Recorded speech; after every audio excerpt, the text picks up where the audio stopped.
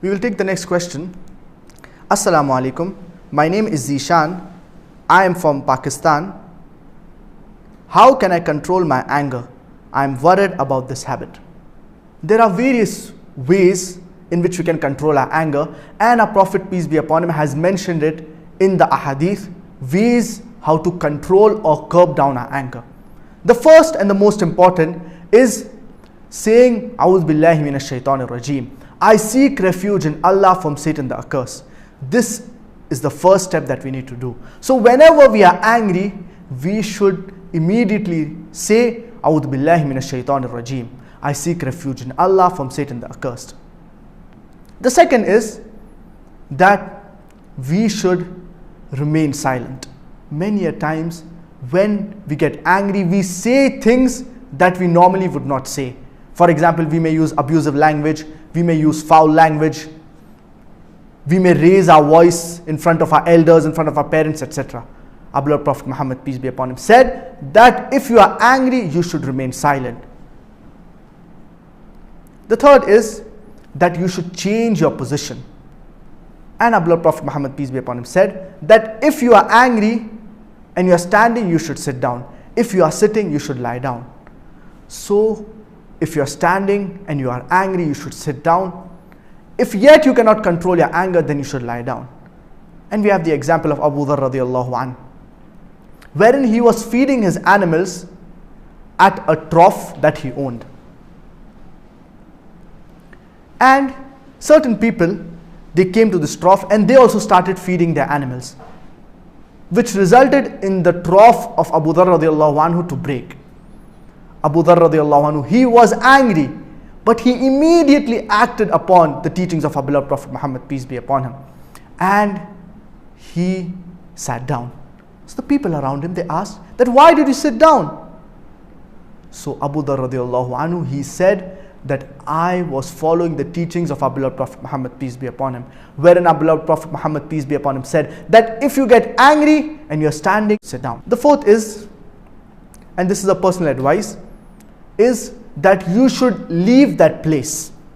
So for example, if you are having some argument with your brother in a room, so you should leave that room.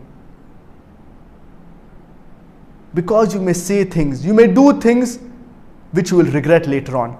In the state of anger, in the fit of rage, a person, he says things which he normally would not use. He may use abusive language, he may use foul language, he may fight with the other person, to the extent he may even kill someone in the fit of rage, in the state of anger. And later on, he will regret it.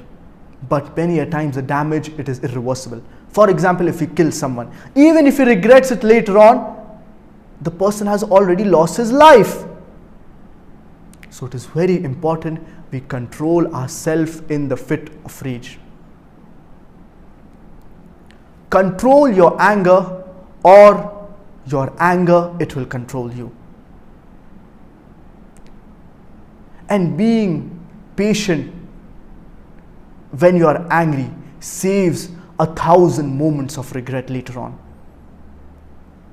If you are patient in this state of anger, it will prevent you from doing things that are wrong, will prevent you from doing things that are haram. For example, if you are angry with someone and in the fit of rage you kill this person, we seek refuge in Allah from this. And later on, even if you regret this act, it is irreversible. This person, he has already lost his life. And our beloved Prophet Muhammad, peace be upon him, said, the strong believer is not the one who wrestles down his opponent. The strong believer is the one who controls himself when he's angry. We have the example of Ali radiallahu anhu, wherein he was fighting for the sake of Allah subhanahu wa ta'ala against a non-Muslim. And Ali radiallahu anhu, he's about to kill this non-Muslim, wherein when this non-Muslim, he's about to be killed, he spits on the face of Ali radiallahu anhu. Ali radiallahu anhu, he immediately stops fighting. This non-Muslim, he's shocked. Why did Ali radiallahu anhu stop fighting and didn't kill me when he could have done it so easily? So Ali radiallahu anhu, he responds to this unbeliever, to this non-Muslim, and he says that before you spat on my face, I was fighting for the sake of Allah subhanahu wa ta'ala. But after you spat on my face, I would be fighting for a personal grudge. And I did not want people to say that I was fighting for a personal grudge. Imagine, look at the iman of Ali radiallahu anhu, that he stops fighting with this non-Muslim just because he spat on his face. This was the iman of the Sahaba. And if you look at the lifestyle of our beloved Prophet Muhammad, peace be upon him, the first 13 years of prophethood in Makkah, towards the end of these first 13 years, wherein Sahaba like Umar radiallahu anhu, Hamza radiallahu anhu, they embraced Islam, the Muslims, they started getting powerful. They had the strength. And many of the Sahaba, they wanted to fight back against the oppression that was done to them. But it was the commandment of Allah subhanahu wa ta'ala to remain patient. Even though they wanted to fight back, they were angry at these kuffar, at these mushrikeen, yet they bore it with patience and perseverance. So many a times you have the means to get angry, but you prevent yourself. That is greatness. So you should abstain from doing anything that is haram, control ourselves in the fit of rage, in the fit of anger.